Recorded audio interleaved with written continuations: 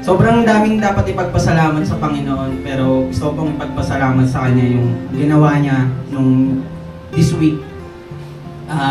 Bago po simulan yung gusto ko lang pong sabihin kung ano po yung naging prayer ko po nung bago po ako pumasa ng board. Sabi ko kay Lord, Lord, pasa mo lang ako sa board. Babalik ako sa ministry. Pinasa ako ni Lord. Nandito ako ngayon. And isa po ako sa leader ng youth and teacher po ng kids. Dati pa naman po teacher po ako sa kids ministry po. Ay naibalik niya po ako sa ministry po. Ang prayer ko po ngayon is, Lord, ilagay mo po ako sa Coast Guard. Sasamahan ko po si Kuya Martin na ikalat yung pangalan mo dun sa Coast Guard.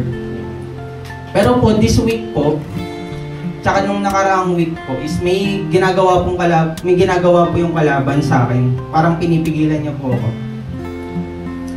Pero ang sabi lang po ng Panginoon sa akin is, magtiwala ka lang sa akin. Bago po nung May 15, nag-announce po yung Coast Guard ng first week po ng May na bubuksan po ang online application sa May 15. So yung mga requirements ko po is kompleto na po. Ngayon ang nangyari po, nag-post po ang Coast Guard. May mga additional requirements po na hindi ko po inaasikaso.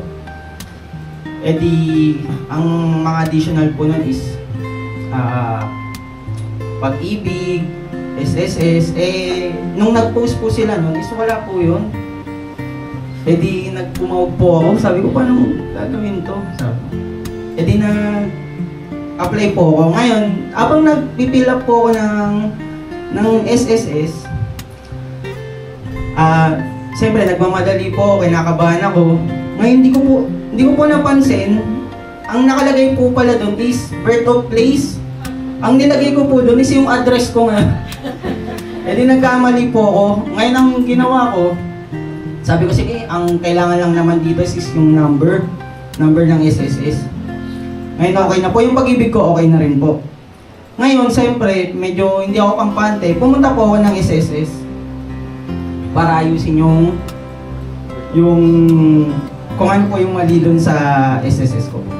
Ngayon po, diyan po sa SM malapit po sa SM Santa Mesa, may SSS po dyan. Nagparada po ako sa hindi ko alam na pwede po palang mataw yung motor ko. Pagbaba ko po, nagpa-xerox lang po ako, pagbaba ko, nataw na po yung motor ko. Naurong na naman po yung pag-apply ko. May 15 po dapat nakapag-apply na po ako. Pero nung Thursday pa lang po nakapag-apply, which is nung 22, tama po ba? 22 nung Thursday. Pero bago pa po makapag-apply na nun, may ginawa na naman po yung demonyo sa akin. May problema po ngayon yung tenga ko. Hindi po ako ganong makarinig. Simula po nung mga 16 po ata, mga 16. Hanggang ngayon. Pero kung ikukumpara ko po siya, yung pandinig ko, compare po nun, mas okay po siya ngayon. Pero ito nga po yung gusto kong pagpasalamat sa Panginoon. Sa dami-dami po ng pagsubok na binigay ng Panginoon. Thank you Lord po kasi yung application ko po is waiting na lang po ako for deliberation po. Naghihintay na lang po ako para may post yung pangalan ko para po ma-interview po ako.